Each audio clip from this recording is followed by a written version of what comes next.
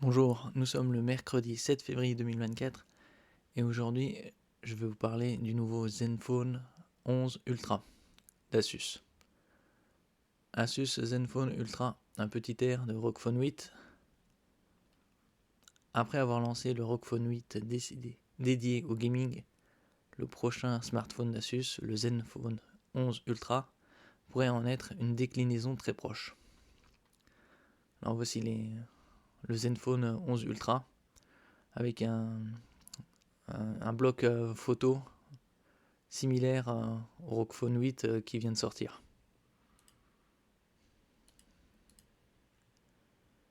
Là en 5 couleurs. Le fabricant Asus vient de mettre à jour son smartphone gaming ROG Phone 8 peu après le lancement du processeur mobile Snapdragon 8 Gen 3, lui permettant de pousser les performances mobiles toujours plus loin et de s'inviter dans le top 3 des smartphones les plus performants de ces débuts d'année. Le ROG Phone 8 vient juste de sortir en 3 déclinaisons. ROG Phone 8, ROG Phone 8 Pro et ROG Phone 8 édition, Pro édition. Asus propose généralement vers le milieu de l'année une nouvelle série de smartphones Z Phone. Généralement avec une astuce pour se démarquer, capteur photo monté sur gimbal, format compact dans un marché saturé de très grands modèles. Oui, parce que les Zenfone se situent aux alentours de 6 pouces en termes de taille d'écran. Asus ROG Phone 8 et Zenfone 11 Ultra, deux cousins proches. Pour le futur Zenfone 11 Ultra, le fabricant semble vouloir beaucoup s'inspirer de son dernier smartphone gaming et d'en faire une sorte d'équivalent pour le quotidien. Le firmware du ROG Phone 8 cache en effet de multiples références et des images du prochain smartphone de référence avec lequel il partageait beaucoup de caractéristiques communes.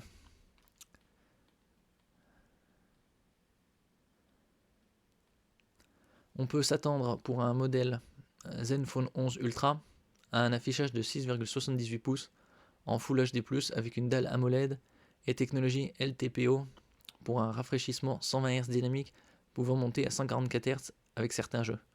Le ROG Phone 8 c'est de 165 Hz.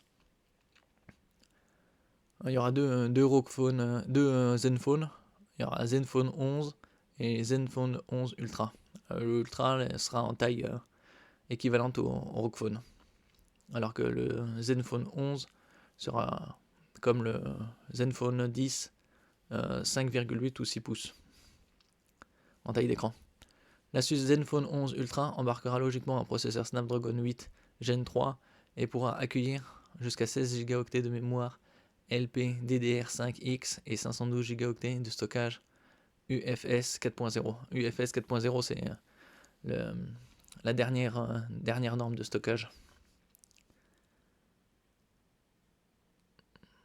Pour la partie photo, le Zenfone 11 Ultra conserverait le système de stabilisation par gimbal pour le module principal de 50 mégapixels, Sony IMX890, associé à un capteur ultra grand angle de 13 mégapixels, 120 degrés de champ, et un téléobjectif de 32 mégapixels stabilisé avec zoom sans perte x3, comme sur le ROG Phone 8.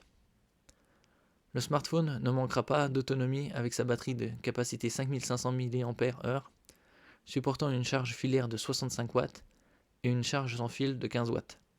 Ce sont en fait, pour une très grande part, les caractéristiques du ROG Phone 8 que l'on retrouve ici. Même le design général devrait s'inspirer globalement du smartphone gaming, si l'on en croit les images trouvées dans le firmware par les utilisateurs de Reddit TD3V1L. S'il existe un Zenfone 11 Ultra, il reste à voir si toute une gamme Zenfone 11 sera déclinée et si Asus conservera le format compact pour un modèle standard. Je pense que probablement il fera deux déclinaisons, un Zenfone compact, c'est-à-dire un simple, et un Zenfone 11 Ultra. Zenfone 11, un modèle Ultra se précise pour accompagner le smartphone compact.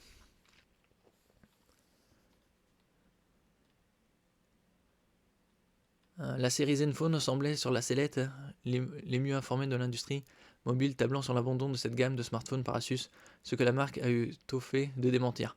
Alors bien évidemment, puisque Asus va pas miser que sur le Asus ROG Phone, puisque comme pour les PC, il a une gamme ROG Computer, c'est les PC, une gamme spécialement pour le gaming, mais il a aussi une Asus TUF, c'est un peu plus, c'est du gaming plus abordable que le ROG, que la gamme ROG.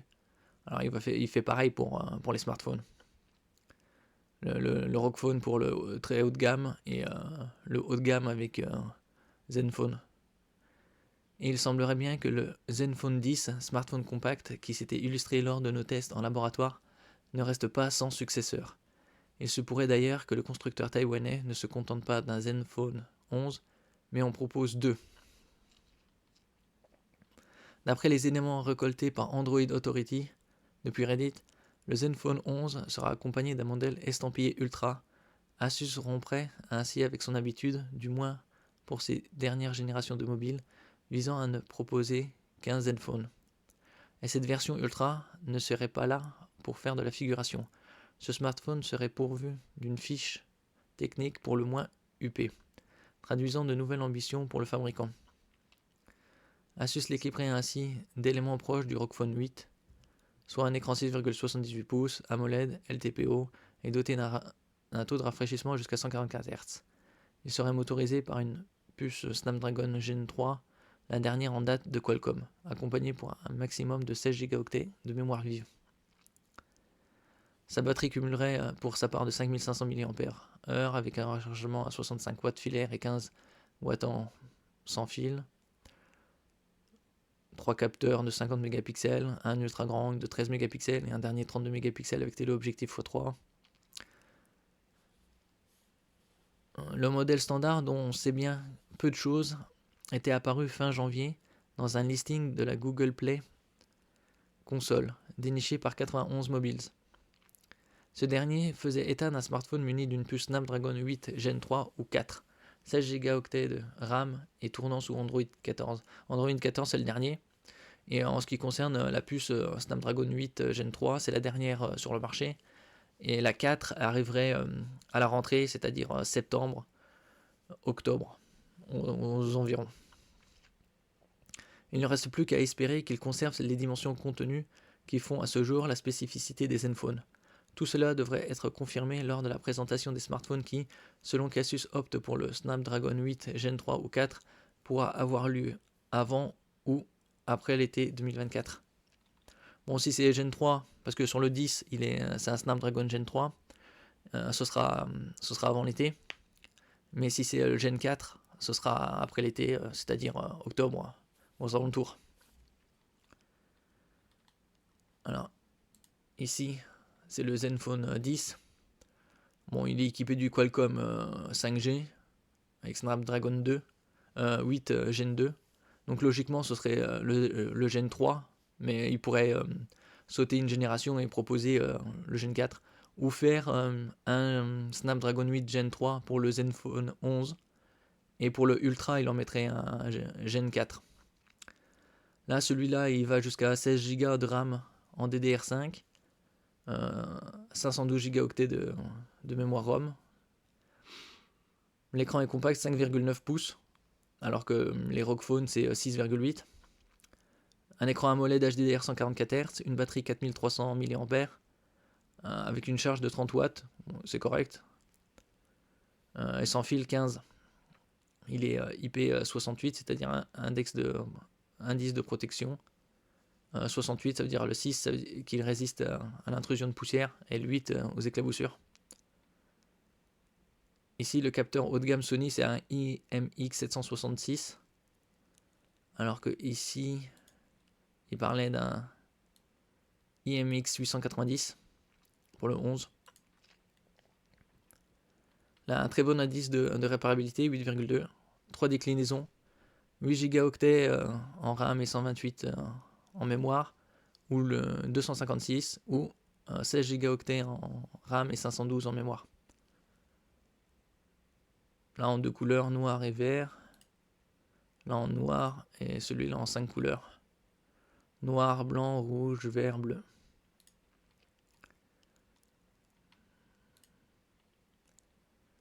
Voilà un peu à quoi il ressemble. 5,9 pouces, 172 grammes. Il pèse 60 grammes de moins que le Rockphone. Donc c'est quand même bien compact et assez léger.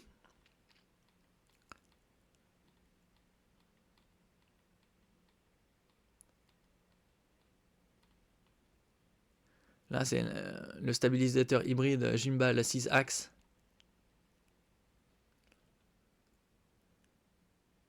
Grâce à l'OIS matériel, c'est-à-dire Optical Image Stabilization, c'est-à-dire une stabilisation d'image optique, donc c'est mécanique, mais associé aussi à un logiciel EIS, c'est-à-dire Electronic Image Stabilization.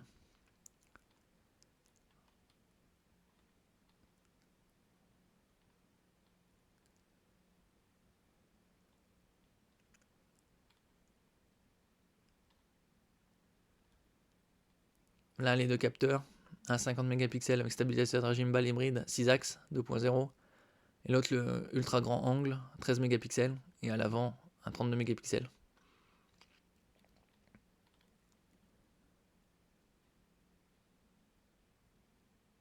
Là, on peut voir la différence, c'est beaucoup plus lumineux et clair, avec Hyper Clarity.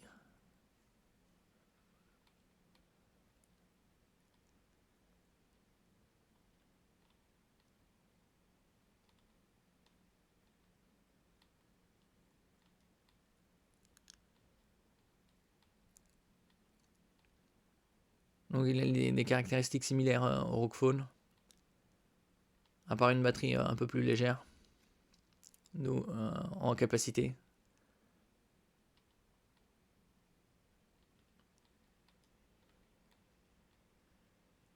Ouais, il est sous le Zenfone 10, il est sous Android 13, et avec deux mises à jour majeures, donc 14 et 15. Ouais, un écran 5,9 pouces en 29e, 2400 par 1080. Vu que c'est un écran AMOLED, c'est un très bon delta E, c'est-à-dire la différence entre la couleur affichée et la réalité. Plus il est proche de 0, plus c'est proche de la réalité.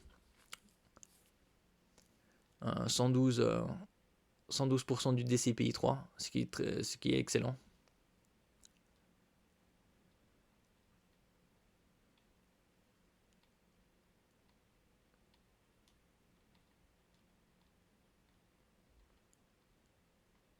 L'enregistrement vidéo en 8K à 24 images, ou en 4K à 30 ou 60.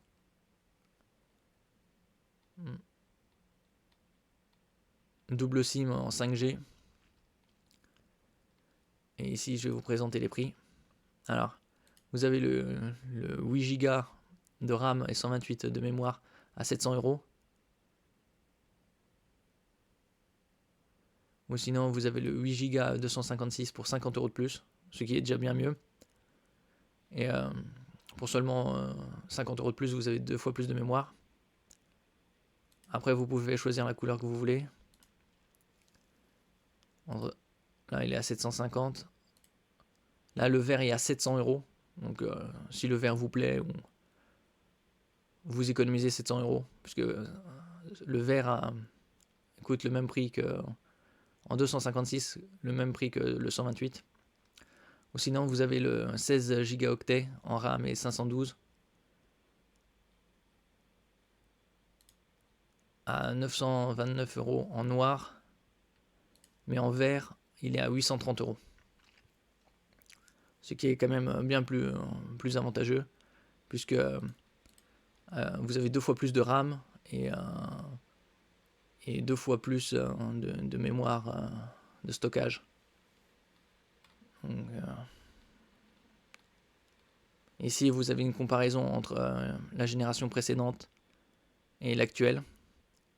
Zenfone 9, Zenfone 10. Alors sur le 9, il y avait la taille d'écran était la même, c'était du AMOLED Samsung. Sauf que sur le 9, c'était du 120 Hz, sur le 10, c'est du 144. Côté caméra, le capteur Sony IMX 766 avec gimbal OIS, c'est-à-dire stabilisation optique, est le même. Mais vous avez un ultra grand angle de 120 degrés au lieu de 113 et un capteur photo de 32 au lieu de 12. Voilà, en rouge les différences par rapport à la génération précédente. Un capteur hybride gimbal 2.0. Côté CPU, c'est génération 2 sur le 10. Et vous avez une mémoire ROM UFS 4.0. C'est la dernière norme, alors que sur le précédent, vous avez eu 3.1. La batterie, c'est la même. Vous avez juste le rechargement sans fil en plus. Et côté audio, vous avez Direct Virtuo pour les casques. Je vous mettrai les liens en description. Voilà comment il se présente. Merci pour votre écoute. N'oubliez pas de laisser un commentaire, de partager, de mettre un j'aime et de vous abonner à la chaîne. À la prochaine.